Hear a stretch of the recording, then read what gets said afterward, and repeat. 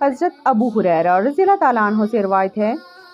کہ ایک عربی رسول اللہ صلی اللہ علیہ وآلہ وسلم کے پاس آیا اور کہا، اے اللہ کے رسول صلی اللہ علیہ وآلہ وسلم، مجھے ایسا عمل بتائیے کہ جب میں اس پر عمل کروں تو جنت میں داخل ہو جاؤں۔ آپ صلی اللہ علیہ وآلہ وسلم نے فرمایا،